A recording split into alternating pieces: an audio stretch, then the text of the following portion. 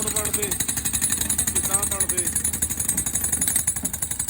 ਉਹ ਸਾਡਾ ਚਾਚਾ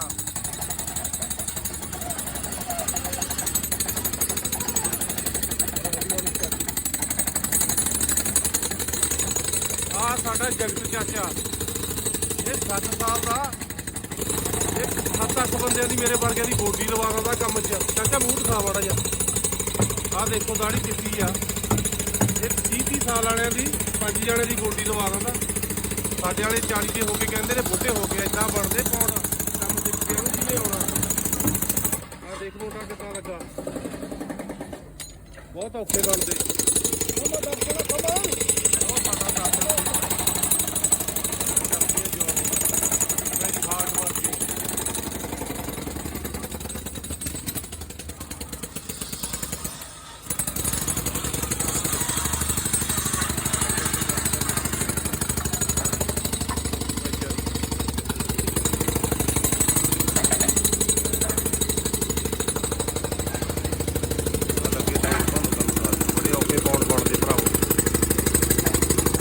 ਆਓ ਜੀ ਨੇ ਆਉਣਾ।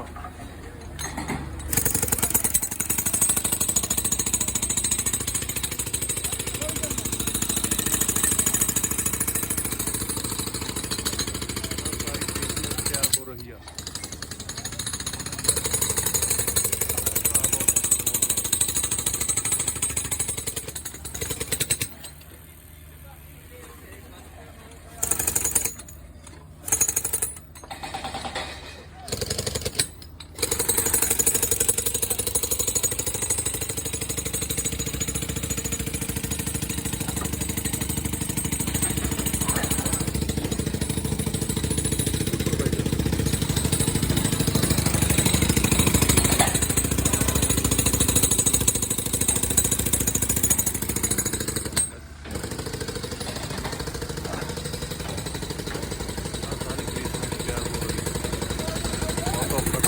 बुलाया जी पाया जाता बहुत औखे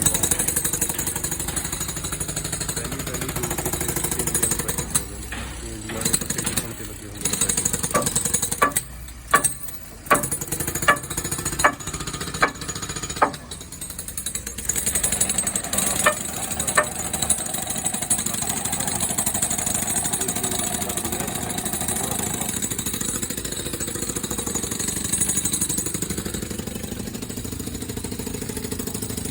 मुंडा लकड़ का